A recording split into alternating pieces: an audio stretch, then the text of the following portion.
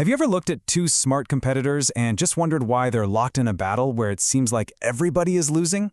Well, today we're going to dive into one of the most powerful ideas from game theory that explains exactly that. It's called the prisoner's dilemma, and it shows why perfectly rational people and companies often get stuck in these really self-defeating situations. So this is the big puzzle, right? We see these brilliant, well-funded companies making decisions that, from the outside looking in, just seem, well, dumb. They get into these expensive wars that just bleed money and resources, even when it looks so obvious that if they just cooperated, everyone would be better off. And believe me, this isn't just some abstract theory. You see it all the time. Think about the telecom industry here in Cameroon. When MTN and Orange get into a price war, they both end up hurting their own profits. Or look at the beer market. Giants like Brasseries du Cameroun and Guinness spend billions on ads that basically just cancel each other out. So why? Why does this keep happening? The answer, funnily enough, lies in a really simple story. Okay, so let's get into it. To really understand these huge business dilemmas, we've got to go back to the classic story of the prisoner's dilemma. It is the absolute key to unlocking this whole puzzle. So here's the classic setup. Imagine the police arrest two partners in crime. They stick them in separate interrogation rooms, crucially, with no way to talk to each other. Then a prosecutor goes to each one individually and offers them a deal. And this is the deal, laid out in what's called a payoff matrix. Let's walk through it. If both prisoners stay silent, if they cooperate with each other, they both get a light sentence, just 1 year in jail. That's the best outcome for the group, but what if one of them confesses while the other stays quiet? Well, the snitch goes completely free, and the silent partner gets slammed with a 10-year sentence. And if they both confess, if they both betray each other, they each get 5 years. All right, now it's your turn. I want you to put yourself in prisoner A's shoes. You're sitting there alone. You have no idea what your partner in the other room is going to do. You can't trust them. So, what's your best move? Let's really think this through, logically. First, let's say your partner stays silent. What should you do? Well, your best move is to confess, right? You get to go free instead of doing a year. Okay, now let's say your partner confesses. What's your best move now? It's still to confess, because serving 5 years is way better than serving 10. See? No matter what your partner does, confessing gives you a better result. And that right there, that move that's always best for you no matter what the other guy does, that has a name in game theory. It's called a dominant strategy. And in this game, for both prisoners, confessing is the dominant strategy. And here is the dilemma, the paradox at the heart of it all. Since confessing is the dominant strategy for both of them, they both confess, and they both get 5 years. But wait a minute, if they had just trusted each other and stayed silent, they would have only gotten 1 year each. So by each making the most logical, rational choice for themselves, they end up in a situation that is so much worse for both of them. That's wild when you think about it. Now, this isn't just some clever little story about criminals. This exact same logic, this same trap, plays out every single day in boardrooms and marketplaces all over the world.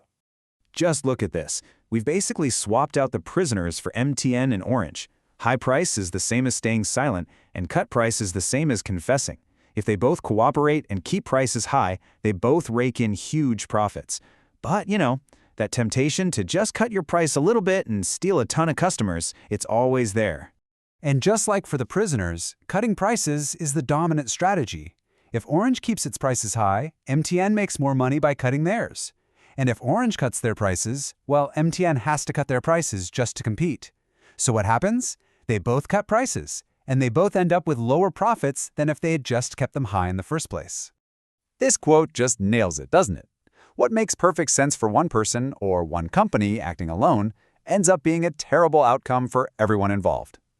And once you see this pattern, you see it everywhere. It's why beer companies get into advertising arms races. It's why cocoa farmers might produce so much that they crash the global price. Basically, anytime the rewards line up like this, T is greater than R is greater than P is greater than S, you've got a prisoner's dilemma. T is the temptation to betray, R is the reward for cooperating, P is the punishment for both betraying, and S is the sucker's payoff for being the only one who cooperates.